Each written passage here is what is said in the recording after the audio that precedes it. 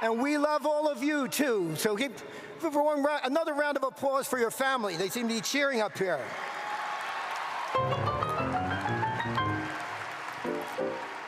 This is that one more speech I promised you is coming up. It's my distinct pleasure to introduce Dr. Christopher Paladino, who received an honorary degree this morning. Dr. Paladino has demonstrated outstanding leadership in the field of real estate development and has been an instrumental partner in the growth and success of Stockton's Atlantic City campus. Dr. Paladino is a highly accomplished individual with a Juris Doctorate from Rutgers Law School and a Bachelor of Arts in Political Science from Rutgers University. Dr. Paladino has a wealth of professional experience, currently serving as president of the New Brunswick Development Corporation, DevCo, and AC DevCo. He has previously served as Deputy Director of the New Jersey Economic Development Authority and Assistant Counsel in the Office of the Governor. Dr. Paladino's outstanding achievement in the commercial real estate industry was recognized when he was ranked #1 in the NJBiz Commercial Real Estate Power 50 at 2022. He is also an active member of the community, serving on the board of directors for South Jersey Industries, and has made significant contributions to various civic and community organizations. Dr. Paladino's contributions to the development of Stockton's Atlantic City campus have been invaluable. His passion for development has directly contributed to the renaissance of the campus and Atlantic City as a whole. His dedication to completing projects on time and under budget has made him an outstanding development partner for Stockton. I invite Dr. Paladino to join me at the podium.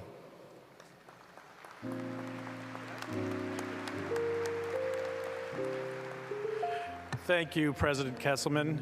Chairman Ciccone, members of the Board of Trustees, members of the Academy, fellow honorees, proud and relieved parents and guardians, grandparents, aunts, uncles, godparents, brothers and sisters, and friends. It is truly humbling to accept this honor, which they gave to me this morning, and to celebrate with you the graduates of the Stockton University class of 2023. When President Kesselman asked me to speak today, he simply said, "Share some wisdom, be inspiring, and you only have 5 minutes." I'm not sure if he was worried about the schedule or that I only had 5 minutes of wisdom and inspiration to share. It is appropriate that we celebrate another chapter in these graduates' history, the history of your families, and this university's history in this historic place. This hall is one of the few surviving buildings of Atlantic City's glory days.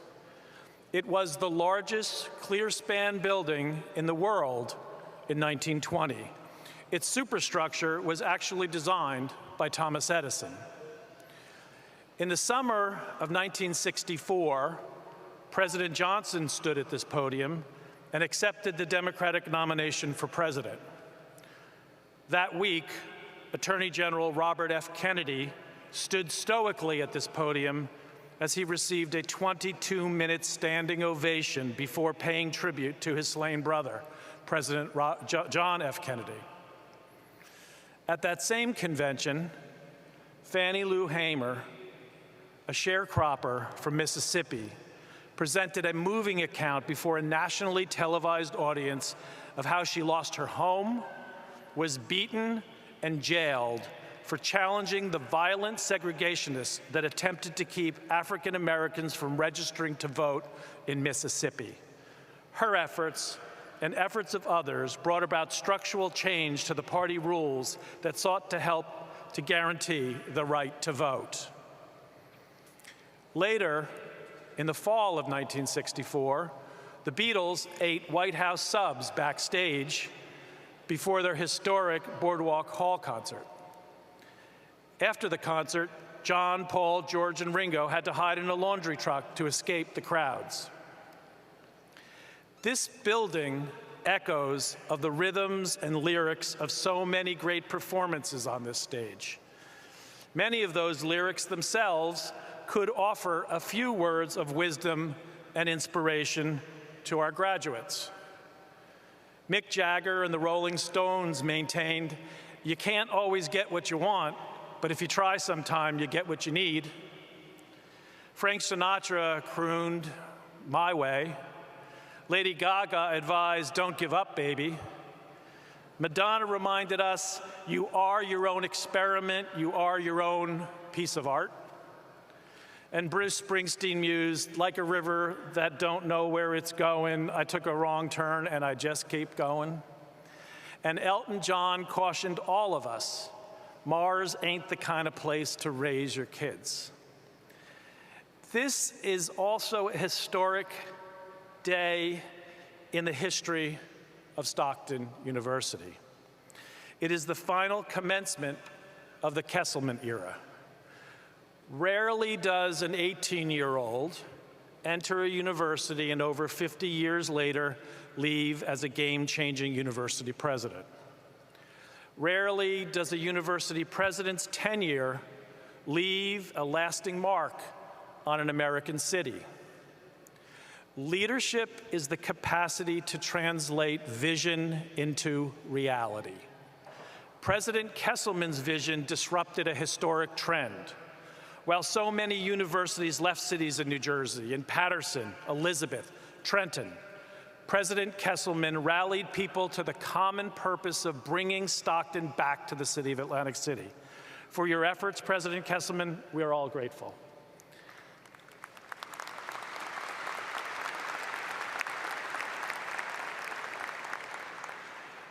Members of the class of 2023, you're closing one short but important chapter in your own history.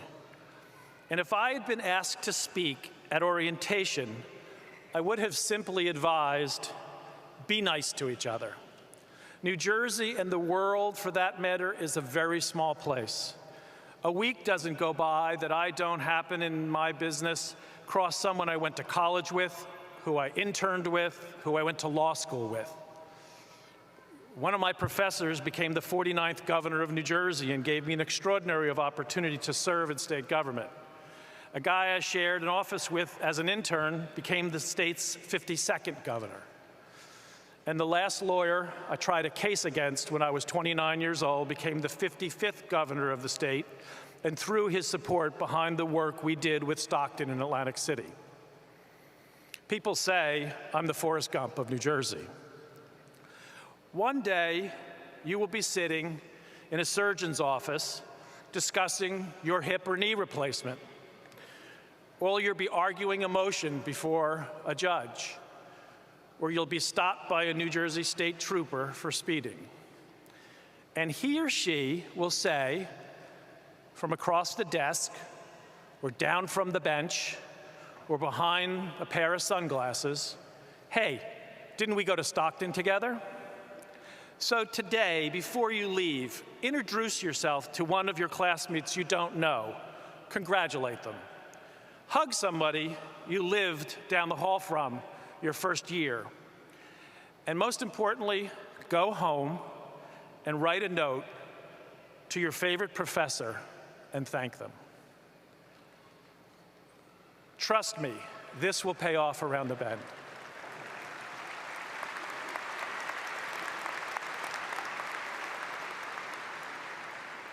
A couple of things to keep in mind as you begin to write the next chapter of your history, graduates. Show up, stand up, and speak up. I'm sorry. Bill Gates and Paul Allen may have started Microsoft in a tiny Albuquerque garage, but you will have a far better start to your career if you resist working from the couch and get into the office, the clinic, the lab, the classroom, or out into the field. The trajectory of my career was enhanced having lunch with the judge I clerked for right out of law school every day, standing in the hallway when the senior partners of the law firm I worked for came back from court and needed some quick research or a motion drafted, or when Governor Florio couldn't figure out how to use the coffee maker and he knocked on my door, pot in hand, at 7:40 a.m. Graduates, be present. Put down your phones. No.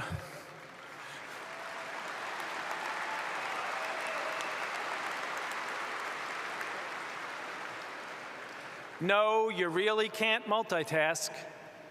Be good listeners. Listening is the first big step in being a good learner, in being a good leader.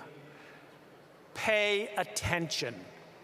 Maybe the biggest question truly is, how will you spend your attention?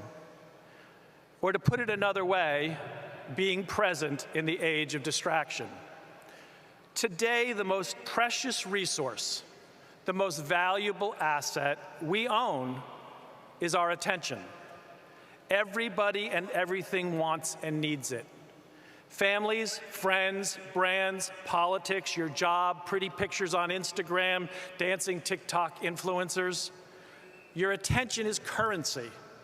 We decide, you decide how you're going to spend it. Yet so often we let it slip away from us. Unworthy things steal it.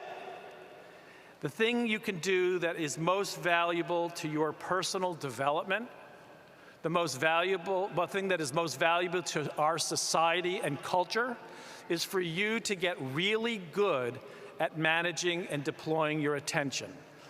By putting your attention in the right places and making sure your attention is focused and pure, you will do better work, you will build better relationships, you will become more aware.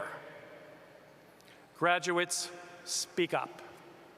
Your generation is the most progressive, most open-minded and accepting generation in American history. You are all intelligent, well-educated, and thoughtful people. Speak up. Nothing frustrates me more than being in a meeting where issues, problems, challenges, and opportunities are on the table and nobody says anything. Ideas are to be shared, opinions are to be vetted, solutions are to be debated, opportunities are to be taken. Make yourself relevant by always having a thoughtful and argument and idea and expressing it. Be bold and be direct. And last but not least, always remember to stand up for right. Graduates, there is no wrong way to do the right thing. Stand up for your family, stand up for your friends, your coworkers, for strangers, stand up for ideas, and stand up for your values. Graduates, remember the echoes in this building, the voices of people like Bobby Kennedy and Fannie Lou Hamer, who fought the fight and paid a price, who showed up, spoke up, and stood up so you all can. The class of 2023, thank you for allowing me to steal some of your attention this afternoon. And I wish you all the best as you write the next chapter of your personal history. Enjoy.